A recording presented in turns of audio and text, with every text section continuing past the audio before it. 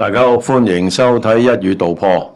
嗱，喺9月29號嗰集呢個一語道破呢，我哋嘅標題呢就寫到明係呢個美股高處不勝寒啊！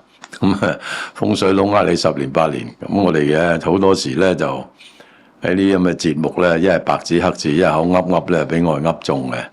咁啊，請大家呢多多支持嚇。咁啊，市況呢突然間逆轉，咁啊〜一定係有某種原因導致佢咁樣噶啦，係咪先嚇？咁啊，例如美股，你嗱睇下呢個政府停擺，咁啊白宮熄燈，啊投資者咧就當佢冇到喎，啊，因為點解咧？因為呢啲好似常態咁樣嚇，逢特朗普上嚟都會停擺噶啦，咁啊即係預咗噶啦，嗱咁啊，所以咧就冇乜喐，個市仲飆上去添。嗱咁啊，又例如有一段時間。早前咧就話 AI 概念咧炒得過熱啦，係嘛？有啲分析話呢個泡沫啊咁樣嚇，咁啊就係好似炒過龍咁，又有傳呢個甲骨文啊、NVIDIA 啊、OpenAI 啊咁喺度玩三角短傳喺度交波，咁啊炒起咗佢，咁啊個市咧就話係咪有少少即係假象啊？係咪喺度製造泡沫啊？咁樣投資者咧聽完之後都嗤之以鼻嚇。咁啊上星期早段嗰個 Nasdaq 啊仲爆頂添，去到呢個25195，改寫呢個歷史嘅高位嚇。咁咩原因令到個市呢次會突然間好似冧山泥咁嘅咧？係嘛？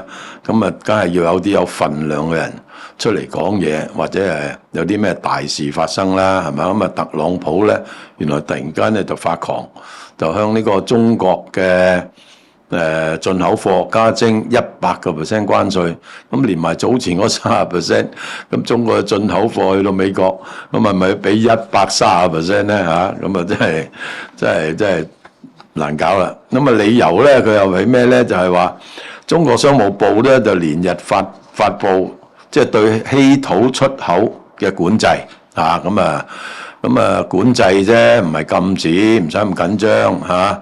咁佢哋咧就仲有咧就首次咧將呢個含有中國成分嘅境外稀土相關嘅物項嚇，就納入咗呢個監管嘅範圍。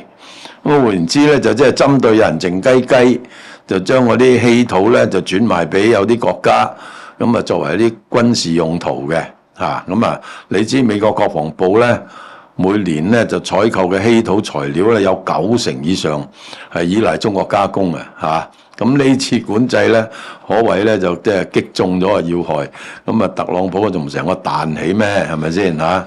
咁啊，更加令佢暴跳如雷嘅咧，嗱就係咧佢啊做初一，因為佢話11月1號開始咧就進入美國港口嘅中國船舶啊，咁咧就要徵收呢個額外嘅費用啊。咁啊，中國你做初一，我咪做15咯，係咪？因為對等啊嘛。咁但係對呢啲懸掛美國國旗或者係美國建造嘅船舶咧，亦都收取呢個特別嘅港務費。咁啊就係每噸咧就人民幣400蚊啊。咁啊之後可能加下咧，加到1120蚊都唔定。咁啊仲有喎，早前咧。中國咧就停止同美國買大豆嘅，係咪先嚇？令到美國啲農民咧，即係特朗普嗰啲鐵票啊，即係怨聲載道嚇。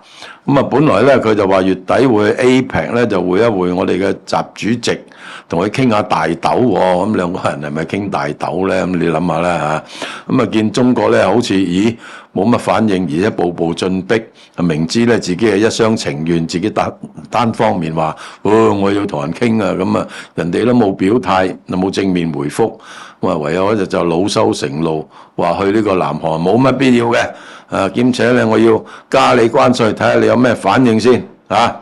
咁啊你睇下咧呢啲咁嘅貿易戰啊、關稅戰啊，係咪有啲似4月嗰陣咁嘅情況咧？咁有心人仲唔乘機發難咩嚇？一陣再講。大家好，我係黃冠一，個個都叫我黃 Sir 嘅嚇。而家 join 我嗰個 Patreon 咧，就可以率先知道我獨家對市場嘅分析。Patreon 會員將會享有專屬限定內容。每星期嘅獨家影片同文章，為你分析環球投資市場，仲會以宏觀角度對股市、外匯、債券、商品、資源等市場作前瞻性嘅分析。少少嘅付出，隨時為你帶嚟意想不到嘅回報。立即join我 Patreon啦！